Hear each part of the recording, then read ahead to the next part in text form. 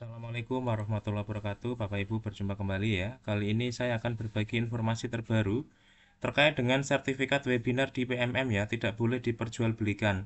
Bapak Ibu kita lihat di halaman resminya di sini ya, di halaman PMM, bahwa Bapak dan Ibu lakukan dan hindari hal ini ya dalam webinar komunitas belajar di PMM.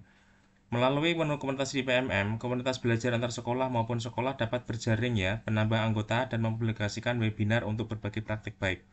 Namun, tahukah Anda apa saja hal yang perlu dilakukan dan dihindari saat mengadakan dan mengikuti webinar di PMM?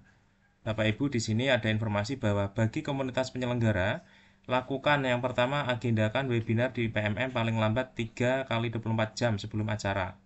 Tuliskan hal penting yang perlu diketahui peserta pada kolom deskripsi dengan jelas seperti ketersediaan sertifikat. Pastikan webinar sudah memiliki narasumber atau pemateri pada hari H acara. Berikan informasi pembatalan webinar pada kolom deskripsi jika harus dibatalkan. Materi webinar fokus pada materi berbagi praktek baik atau pengalaman yang telah dilakukan oleh narasumber untuk menghindari miskonsepsi.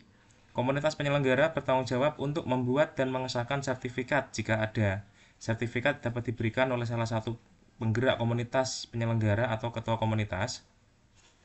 Berikan informasi kontak narahubung yang dapat dihubungi oleh peserta pada kolom deskripsi dan selama webinar. Siapkan siaran langsung melalui YouTube jika pendaftar webinar melebihi kapasitas Zoom atau Google Meet yang dimiliki. Tuliskan nama kanal dan tautan YouTube untuk siaran langsung webinar pada kolom deskripsi webinar.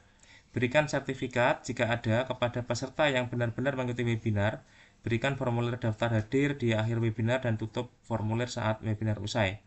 Gunakan akun Zoom atau Google Meet yang terpercaya untuk menghindari terjadinya pengambil alihan akun dari pihak yang tidak bertanggung jawab.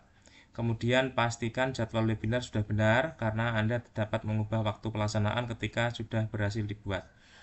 Bapak Ibu, ini adalah harus dihindari ya. Yang pertama, membuat ketentuan mengikuti webinar dari luar informasi pada kolom deskripsi. Mengenakan biaya ke peserta untuk mengadakan webinar. Mempublikasikan webinar namun tidak ada kegiatan saat hari acara. Membuat syarat yang mempersulit peserta mengikuti webinar. Mempublikasikan kegiatan komunitas belajar yang diadakan secara luring bukan daring. Mengadakan webinar pada waktu non-produktif, misalnya pukul 10 malam ke atas, kemudian memperjualbelikan sertifikat kepada peserta. Bapak Ibu, itu adalah hal yang perlu diketahui ya dan perlu diperhatikan bagi komunitas penyelenggara. Jadi jangan sampai nanti ini menjadi merugikan ya bagi peserta ya, terutama terkait dengan memperjualbelikan sertifikat kepada peserta. Kemudian Bapak dan Ibu, bagi peserta webinar, hubungi komunitas penyelenggara webinar yang Anda ikuti ke narahubung yang tepat. Ikuti webinar sesuai keinginan dan kebutuhan belajar Anda. Cek deskripsi webinar dengan baik untuk memastikan kredibilitas webinar. Jika menemukan webinar di PMM yang mencurigakan atau merugikan, silakan lapor ke pusat bantuan di PMM. Kemudian hindari mengikuti webinar pada waktu yang tidak wajar, misalnya pada waktu 10 malam ke atas. Melakukan transaksi atau pembayaran terkait webinar yang dipublikasikan di PMM. Bapak Ibu silakan hindari ini ya, melakukan transaksi atau pembayaran terkait webinar yang dipublikasikan di PMM. Bapak Ibu, itu informasi dari saya, semoga bermanfaat. Jangan lupa like dan subscribe, klik loncengnya biar tidak ketinggalan video terbaru dari saya. Assalamualaikum warahmatullahi wabarakatuh.